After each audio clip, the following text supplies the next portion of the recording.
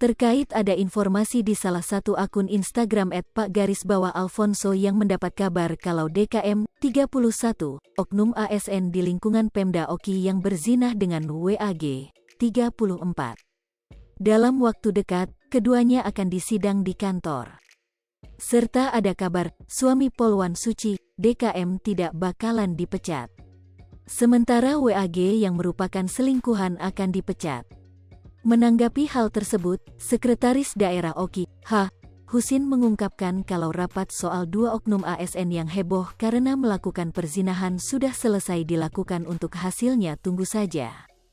Hasilnya tunggu saja bakal segera diberitahukan, tuturnya saat dikonfirmasi awak media, Jumat, tanggal 10 Juni tahun 2022. Saat dimintai keterangan soal kabar beredarnya hasil keputusan sidang kantor yakni WAG yang hanya diberhentikan karena pasang badan, sementara DKM tetap menjadi ASN, Husin menjelaskan belum ada keputusan, tunggu saja hasilnya. Lebih baik tunggu hasilnya saja, imbuhnya. Ditambahkan saat ini tim ad hoc yang dibentuk dalam menyelesaikan permasalahan tetap berjalan. Dikarenakan memang membutuhkan banyak pertimbangan yang harus dilihat. Menurutnya jangan sampai nanti salah dalam menentukan keputusan, sehingga akan ada yang terzolimi. Terkait ada informasi di salah satu akun Instagram @pak_alfonso yang mendapat kabar kalau DKM 31, oknum ASN di lingkungan Pemda Oki yang berzinah dengan WAG 34. Dalam waktu dekat, keduanya akan disidang di kantor.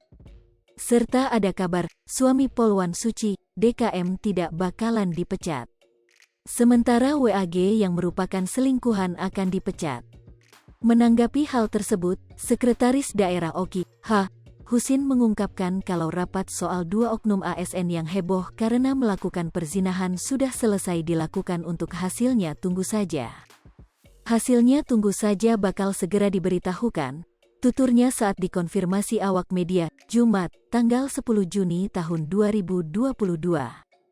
Saat dimintai keterangan soal kabar beredarnya hasil keputusan sidang kantor yakni WAG yang hanya diberhentikan karena pasang badan, sementara DKM tetap menjadi ASN, Husin menjelaskan belum ada keputusan, tunggu saja hasilnya.